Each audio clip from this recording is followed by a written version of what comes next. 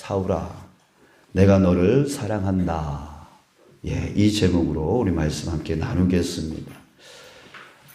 다윗과 아비새가 사울 왕과 3,000명의 군사가 진치고 있는 그곳으로 갔습니다. 이 다윗과 아비새가 사울 왕이 있는 곳, 그러니까 사울 왕이 거하는 그 장막까지 간다라고 하는 것은 불가능에 가까운 일이었습니다. 자, 왜 그러냐면 이 진을 친다라고 했을 때 그 사울 왕의 천막은 중심에 있고 그 3,000명의 군사의 그 천막이 그 사방을 두르고 있기 때문에 그것을 그 군사들이 거하는 그 천막을 뚫고 지나가서 그 사울 왕까지 다다른다라고 하는 것은 이건 불가능한 일이죠. 그리고 뭐 밤이라고 해서 그냥 있겠습니까? 반드시 그 왕을 보호하기 위해서 보초병이 세워져 있었을 것이고, 또 게다가 대통령을 경호하는 그 경호실장과 같은 경호대장 아브넬이 그에게 있었습니다. 그 사울왕을 지키고 있었다라고 하는 것이죠. 이 아브넬에 대해서 다윗이 오늘 15절에서 이렇게 표현하고 있습니다. 내가 용사가 아니냐, 이스라엘 가운데에 너 같은 자가 누구냐라고 했어요. 그러니까 지금 사울 왕을 보좌하고 지키고 있는 이 경호대장 아브넬은 그냥 호락호락한 사람이 아니라는 거예요. 이스라엘 가운데서도 가장 용사 중에 용사가 바로 아브넬이었다라고 하는 것을 알 수가 있어요. 자, 그렇기 때문에 그 진을 뚫고 들어가서 그 보초병을 뚫고 들어가고 또 그 아브넬 경호대장을 뚫고 지나가서 사울 왕에게까지 간다라고 하는 것은 인간으로서는 불가능한 일이었다라고 하는 거예요. 자, 그런데 다윗과 그 아비새가 그걸 뚫고 사울 왕이 자는 곳까지 들어간단 말이죠. 자, 그리고 그곳까지 어렵사리 들어갔어요. 어렵사리 들어갔어요. 갔는데 뭐하러 들어갔습니까? 죽이러 들어간 거예요. 15절에 또 보니까 내 주 왕을 죽이려고 들어갔었느니라 라고 되어 있어요. 죽이러 들어갔어요. 자, 그런데 들어가서 막상 보니 다윗의 마음이 흔들리는 거예요. 여호와의 기름 부음 받은 자를 자기 손으로 죽일 수 없다라고 하는 그 마음이 또 이전과 같이 또 드는 거죠. 그래서 결국 그렇게 어렵게 불가능을 뚫고 들어가서 사울 왕, 그 자고 있는 사울 왕을 딱 이제 죽이기만 하면 되는데도 불구하고 그걸 죽이지 아니하고 그저 머리맡에 있는 창과 물병만 들고 나왔던 것이죠. 자, 여러분, 이 상황을 한번 생각을 해보세요. 이 상황에서 가장 하나님의 은혜를 받은 사람은 누구일까요? 다윗? 그 어려운 진을 뚫고 걸리지 않고 들키지 않고 그 뚫고 사울 왕에까지 도달했던 그 가운데 하나님께서 역사하셨겠죠? 역사하셨겠죠. 그렇죠. 12절에 보니까 다윗이 사울의 머리 곁에서 창과 물병을 가지고 떠나가되 아무도 보거나 눈치채지 못하고 깨어있는 사람도 없었으니 이는 여호와께서 그들을 깊이 잠들게 하셨으므로 그들이 다 잠들어 있었기 때문이었더라. 하나님께서 들키지 않도록 그 모든 사람들을 잠을 깊이 자게 만들어서 들어갈 수 있었다. 그러니까 다윗이 하나님의 그 보호하심으로 인하여 들키지 않게 되어진, 그러니까 다윗이 은혜 받은 것을 우리가 볼 수가 있어요. 자, 그런데 또 들어가서 그렇게 어렵사리에 들어가서 사울을 죽이려고 하는데 그 마음 안에 여호와의 기름 부음 받은 자를 죽일 수 없다라고 하는 그 마음의 감동이 생긴 거. 그래서 자기가 그 여호와의 기름 부음 받은 자를 죽이는 그 죄를 저지르지 않도록 하신 것 또한 누구예요? 하나님이시겠죠. 그죠? 하나님이시겠죠. 자, 그렇다면 우리가 여기서 볼 때 가장 은혜를 받은 사람은 바로 다윗. 다윗이라고 우리는 생각할 수가 있습니다. 맞아요. 다윗이 은혜를 받았죠. 거기까지 어떻게 들어가요? 하나님이 함께 하셨으니까 들어갔죠.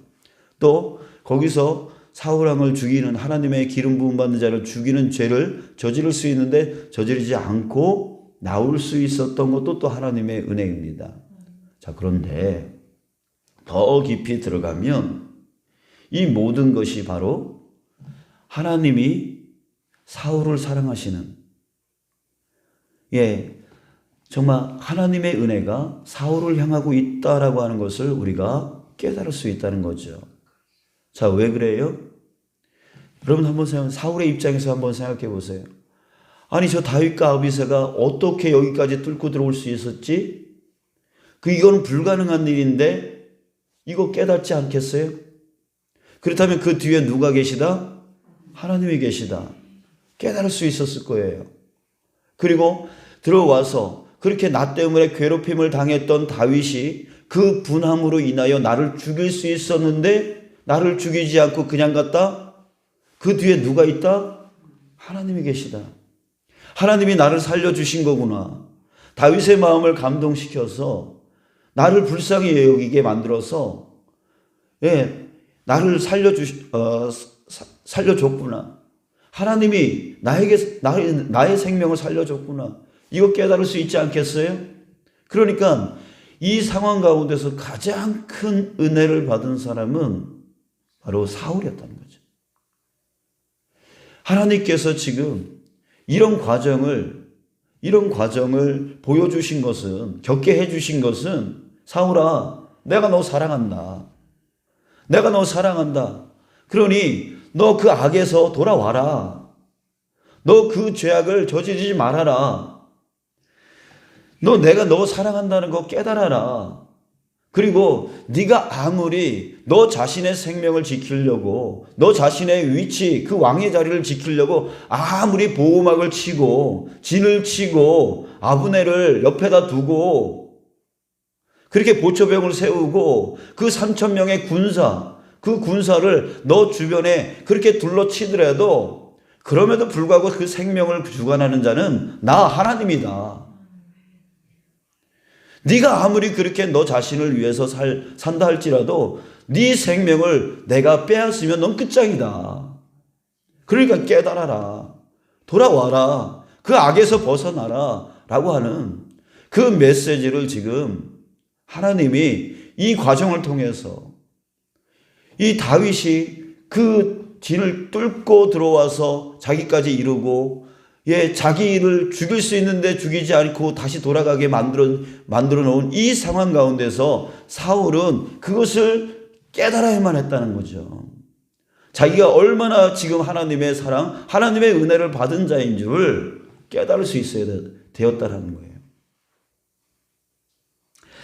자, 사랑하는 여러분, 이제 우리를 한번 생각해 보시죠. 지금 내 삶을 통해서, 내가 겪는 그런 상황들을 통해서, 내가 처해 있는 이 환경들을 통해서 지금 주님이 나에게 뭔가 말씀하고 있지는 않을까요?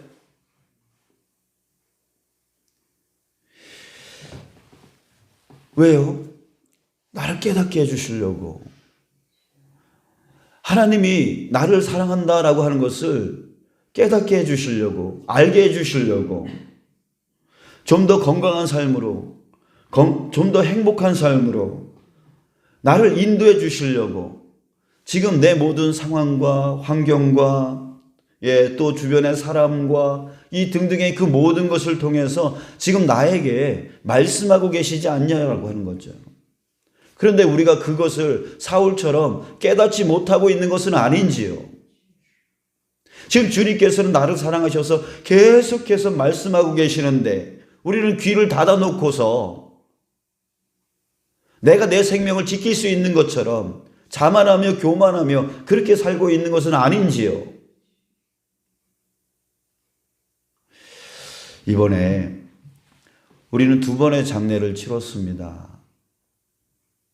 그런데 이 2번의 장례의 공통점을 생각해 보면 우리 고혜수 성도님은 57세, 또 이번에 최현지 권찰님은 60세.